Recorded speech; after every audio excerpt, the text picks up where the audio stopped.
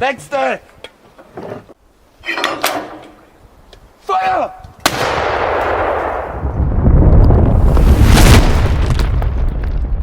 Welcome back to Lessons from the Front.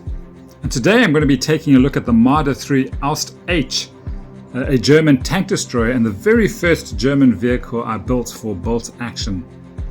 This tank destroyer was obviously used during World War II, particularly from 1942 onwards.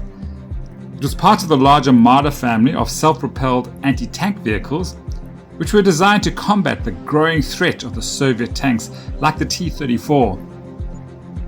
The Marder 3 was based on the Czech-built Panzer 38T chassis, a reliable but lightly armored tank that the Germans inherited after their occupation of Czechoslovakia.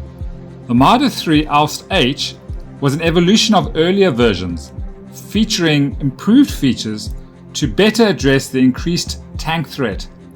The main armament was the 7.6 cm PaK 36R gun, a modified version of the Soviet 76.2 anti-tank gun, or the PaK 40, the 75mm German gun, both of which offered excellent firepower against Soviet armor at the time. Feuer! Despite its somewhat outdated design, the Ausf H was known for its mechanical reliability. The Panzer 38T chassis had proven to be dependable, and the vehicle's simplicity in design allowed for easier maintenance and repairs. However, the open-top nature of the vehicle left its crew vulnerable to small arms fire and shrapnel, especially in combat situations. It had a top speed of around 40 km per hour, that's 25 miles per hour, which was decent for its time given its relatively lightweight construction. It had a range of approximately 210 kilometers, that's 130 miles, on roads, which made it suitable for long-range engagements. The vehicle's primary weapon was capable of knocking out most enemy armor at long range. While it was effective against early war tanks, by the time the Marder 3 Ausf H was deployed, it faced an increasing challenge from heavily armored Soviet tanks, some of those green monsters. Its secondary armament was typically the 7.92mm MG34 machine gun. Armor protection was minimal. As the Marder 3 was not designed to engage in close combat with enemy infantry or other vehicles, the vehicle's frontal armor was just 30mm thick, offering limited protection. The lack of an enclosed fighting compartment meant that the crew was highly vulnerable to artillery shell fragments and small arms fire. However, the vehicle's mobility and firepower often made up for its light armor in the role of an anti-tank destroyer. During the fierce battles in the Kursk offensive of 1943, the Marder Ausf H proved its worth. It played a key role in providing fire support against Soviet armor, often operating in ambushes or on the flanks of the battlefield. In many instances, they would work alongside infantry and other panzer units, using their superior gun to disable or destroy Soviet tanks from long range. Despite this increasing power of Soviet tanks, the Marder 3 continued to be effective for a period due to its excellent anti-tank gun, but eventually became obsolete as heavier tanks and better armored Soviet vehicles like the T-34-85 emerged. And hence, gradually, as the war approached its end, the Marder 3 was being replaced by the Hetzer. So guys, I've got two Marder 3 H's in my collection. One painted in summer and the other in a winter camo scheme.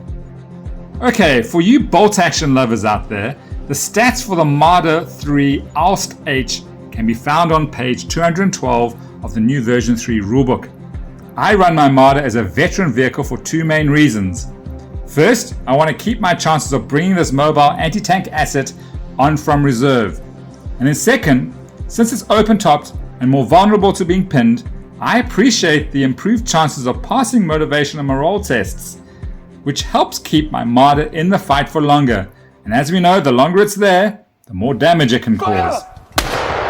For my Marder, I've paid the additional 40 points to upgrade its gun to a forward-facing heavy anti-tank gun, which has an impressive +6 penetration and a 2-inch template when firing HE shells. This heavy anti-tank gun has been incredibly effective in my games, and it's the reason why, if you look closely at my commander has been awarded the Iron Cross First Class with swords and oak leaves. Additionally, the plus 40 points also equips my veteran Marder 3H with a forward-facing MG34 medium machine gun, capable of rolling 4 dice at 36 inches within its front arc. Remember, the buzzsaw rule for the Germans will add an extra dice to vehicle medium machine guns. As mentioned, the Marder is open-topped with a damage value of 7+, so its armor is not the best. That is why I use it as it was employed in the war in a supporting role, keeping at range and using its powerful gun from the back of the table to target enemy tanks or lay down HE fire on infantry. Since it's open-topped, the rule on page 149 means that even small arms fire cause pins in bolt-action games.